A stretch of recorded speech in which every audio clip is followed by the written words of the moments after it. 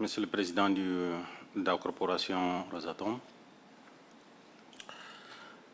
Excellences, Monsieur le Président de la Fédération de Russie, Monsieur le Président Loukachenko, Mesdames et Messieurs, tout protocole respecté, permettez-moi d'abord de m'acquitter d'une lourde tâche, celle de vous transmettre, Excellence, Monsieur le Président de la Fédération de Russie, les salutations de votre homologue, le Président de la République du Niger, le général d'armée Abdrahmane Chani. Je voudrais également ici exprimer notre solidarité, la solidarité de la République du Niger envers la République islamique d'Iran face à toutes les agressions qu'elle subit par rapport à son programme électronucléaire. C'est un honneur pour moi d'être ici avec vous et à ce titre, je voudrais conforter la position du président Loukachenko qui vient de dire que certains pays ne sont pas prêts à partager cette technologie. Et la présence du Niger autour de cette table-là exprime cette générosité de la Fédération de Russie envers tous les peuples du globe. Tout commence par l'atome. Mon intervention va s'articuler sur 2 points. Le premier concerne un rappel des faits bien connus de tous. Et le second est de partager une conviction profonde avec vous. Concernant le premier point, il s'agit de l'importance de l'uranium et de la valeur qu'il apporte dans la vie des populations à l'échelle mondiale. Car dans un monde où la demande d'électricité augmente chaque année de près de 3% et où plus de 700 millions d'êtres humains restent privés d'accès à l'énergie, il est évident qu'aucune source renouvelable seule ne peut garantir la stabilité et la continuité nécessaires pour l'approvisionnement en énergie. Les centrales nucléaires apportent une réponse décisive, pouvoir en continu, à grande échelle et sans émission massive de carbone, fournir l'énergie. L'uranium particulier est une ressource unique. Quelques kilogrammes suffisent pour produire l'équivalent énergétique de plusieurs milliers de tonnes de charbon ou de pétrole, tout en préservant l'environnement. C'est donc bien plus qu'une question d'énergie, c'est une voie vers la justice sociale, vers une électricité abordable pour tous et vers un avenir où l'accès à l'énergie ne sera plus un privilège, mais un droit. Le Niger occupe une place singulière dans cette équation mondiale. Les premiers indices d'uranium y ont été découverts en 1956 et l'exploitation industrielle a débuté en 1968. Depuis, notre pays s'est imposé comme l'un des grands fournisseurs mondiaux, contribuant à la sécurité énergétique de nombreux pays qui n'ont, pour certains, pas été suffisamment reconnaissants vis-à-vis du Niger. Et je peux vous assurer que certains d'entre eux en ont récolté les conséquences. À ce titre, je voudrais rappeler ou dire une petite anecdote.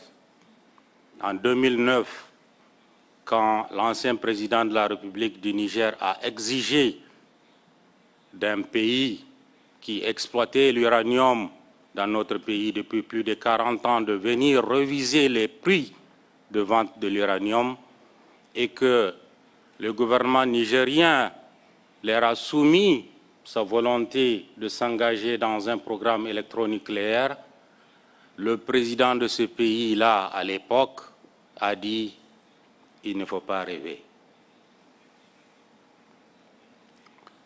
Excellence, Monsieur le Président, vous souriez, je suis sûr que vous avez compris de qui il s'agit.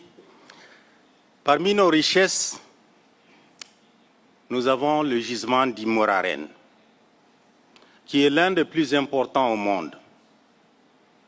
Nous espérons le mettre en exploitation avec la coopération de la Fédération de Russie.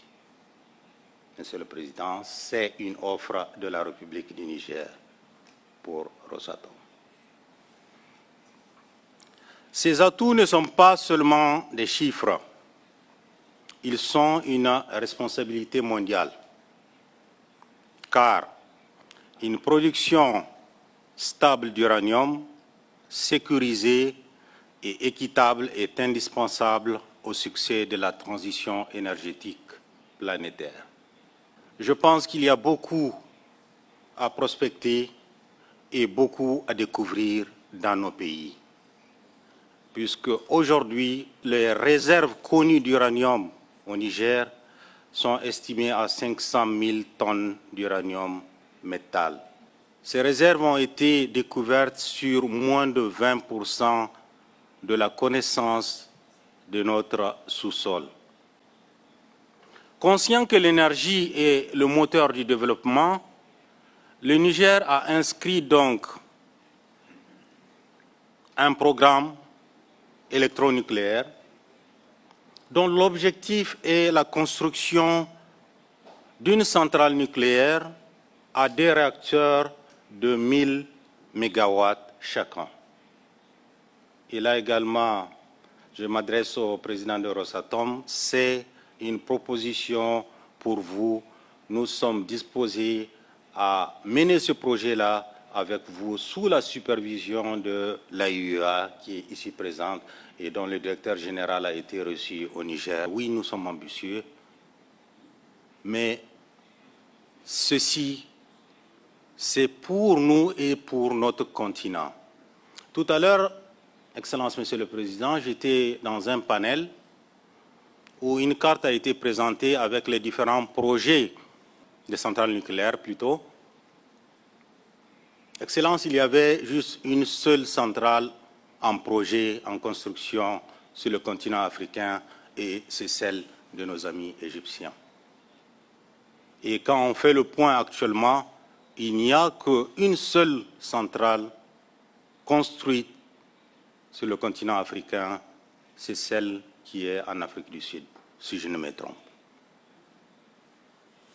Donc, si nous nous engageons dans quelque chose de grand, ce n'est pas pour nous seuls.